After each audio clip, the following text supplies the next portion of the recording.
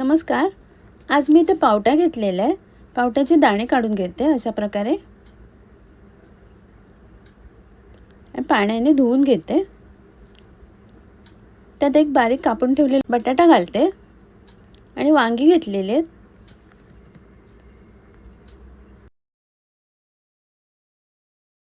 सर्वात अगोदर वांग्याची कापं कापून घेते अशा प्रकारे आणि बाकीचे उरलेले तुकडे पाण्यात घालून ठेवते. कढईत तेल घेतलेले आहे गरम करायला. त्यात फोडणीला राई जिरं घालते. राई जिरं तडतडल्यावर हिंग घालते. एक बारीक चिरून ठेवलेला कांदा आणि कढीपत्ता घालते. कांदा लालसर झाल्यावर एक टोमॅटो घालते बारीक कापून घेतलेला. टोमॅटो परतून घेते. टोमॅटो नरम झाल्यावर पावट्याचे दाणे, वांग आणि बटाटा घालते. एक शेवग्याची शेंग घालते कापून घेतलेली आणि कांद्यावर परतून घेते. 2-3 मिनटं परतून झाल्यावर लाल मसाला आणि हळद घालते. चवीप्रमाणे मीठ, छोटासा गुळाचा तुकडा घालते, ओलं खोबरं आणि मिक्स करून घेते. भाजी बुडेपर्यंत पाणी घालते आणि झाकण लावून शिजायला ठेवते. 7-8 मिनिटांनी झाकण काढलेले आहे.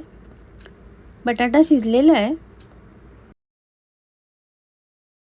भाजीतलं पाणी थोडंसं आटून घेते. कोथिंबीर घालते. पावटा, वांग, बटाटा, शेंग घालून सुकी भाजी तयार आहे. इथे वांग्याची कापं मिठाच्या पाण्यात भिजत घालून ठेवलेली आहेत. थोड्या वेळाने पाणी काढून टाकते आणि कापांना लाल मिरची पावडर, हळद आणि मीठ लावून 10 मिनिटांसाठी बाजूला ठेवते. 10 मिनिटांनी प्लेटमध्ये रवा घेतलेला आहे. ते मसाला लावून ठेवलेल्या वांग्याच्या कापांना रवा लावून घेते व्यवस्थित. पॅनमध्ये तेल घेतलेले आहे गरम करायला. तेलात वांग्याची कापं शिजायला ठेवते झाकण लावून.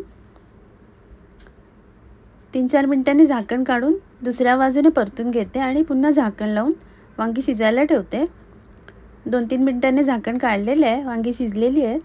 वांग्याची कापं तयार आहेत. इथे तुरीची डाळ घेतलेली आहे स्वच्छ धुवून. त्यात एक बारीक कापून घेतलेला टोमॅटो आणि हिरवी मिरची, चवीप्रमाणे मीठ आणि हिंग घालून थोडीशी हळद घालते आणि कुकरमध्ये शिजून घेते. इथे कढईत तेल घेतलेलं आहे. त्यात फोडणीला एक सुकी मिरची तोडून घालते. 4-5 लसणीच्या पाकळ्या घालते. परतून घेते. राई आणि जिरं घालते. राई जिरं तडतडल्यावर बारीक चिरून ठेवलेला कांदा आणि कढीपत्ता घालते. कांदा परतून झाल्यावर थोडंसं हिंग घालते आणि हळद घालून मिक्स करून घेते. कोथिंबीर घालते. शिजून ठेवलेली तुरीची डाळ घालते. मिक्स करून घेते आणि डाळ घोटून घेते. चवीप्रमाणे मीठ घालते आणि डाळीला छान उकळी काढून घेते. वरून कोथिंबीर घालते. तुरीच्या डाळीची आमटी तयार आहे. इथे मोठी केळी घेतलेली आहेत. त्याचे दोन्ही टोकं कापून घेते आणि एका केळीचे 2 तुकडे करून घेते अशा प्रकारे. इथे भांड्यात पाणी घेतलेलं आहे उकळायला. त्याच्यावर चाळण ठेवलेले आहे. त्यात कापून घेतलेले केळी ठेवते वाफवायला. 10 मिनिटांनी झाकण काढलेलं आहे. केळी शिजलेली आहेत. आता काढून घेते आणि केळी थंड झाल्यावर केळीचं साल काढून घेते.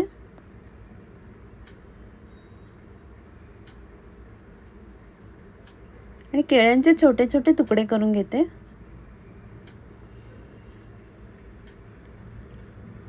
केळी कापून झाल्यावर वरून मध घालते आणि मिक्स करून घेते.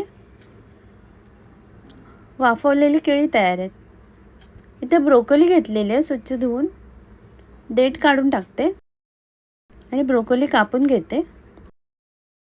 अशा प्रकारे ब्रोकोलीचे छोटे तुकडे करून घेतलेले आहेत. पाण्यात मीठ घालून 2-3 मिनिटांसाठी बाजूला ठेवते. ते पॅनमध्ये तेल घेतलेले. त्यात 2 सुक्या मिरच्या परतून घेते आणि 4-5 लसणीच्या पाकळ्या परतून घेते। मिरची तेलात भाजून झाल्यावर काढून घेते। आता लसणीच्या पाकळ्या लालसर होईपर्यंत परतून घेते। आता काढून घेते। त्याच तेलात एक बारीक चिरून ठेवलेला कांदा घालते। 2-3 मिनिटं परतून घेते आणि काढून घेते बाजूला। त्याच पॅनमध्ये मिठाच्या पाण्यात घालून ठेवलेली ब्रोकोली घालते, परतून घेते। वरून चवीप्रमाणे मीठ घालते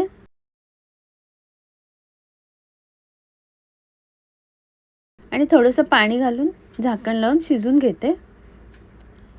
3-4 मिनिटांनी झाकण काढलेले आहे, ब्रोकोली शिजलेली आहे। आता मॅश करून घेते।